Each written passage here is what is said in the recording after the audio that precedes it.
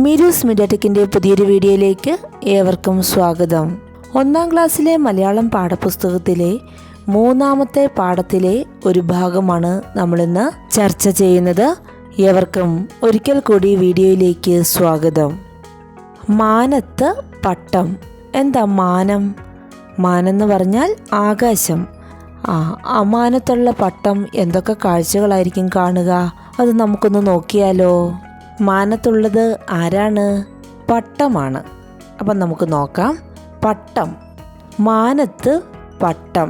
മാനത്തുള്ള പട്ടം എന്താണ് കാണുന്നേ? വീട് കണ്ടു, വീട് കണ്ടു.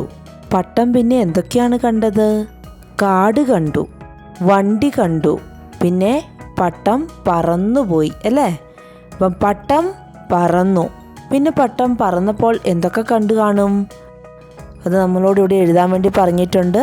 അത് സ്വന്തമായി പറഞ്ഞു നോക്കിയിട്ട് അവിടെ എഴുതുക.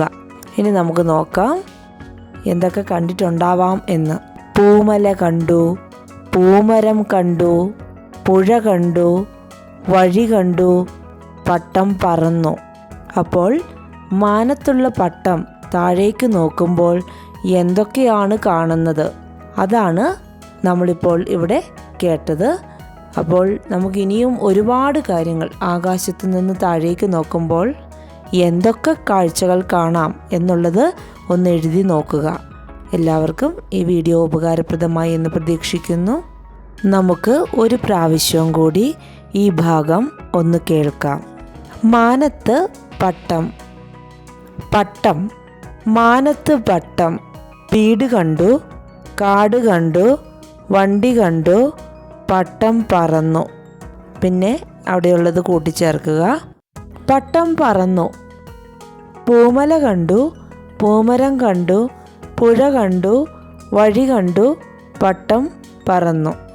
ഈ വീഡിയോ ഏവർക്കും ഉപകാരപ്രദമായി എന്ന് പ്രതീക്ഷിക്കുന്നു. നിങ്ങളുടെ വിലയേറിയ അഭിപ്രായങ്ങൾ കമൻറ്റ് ബോക്സിൽ രേഖപ്പെടുത്തുക.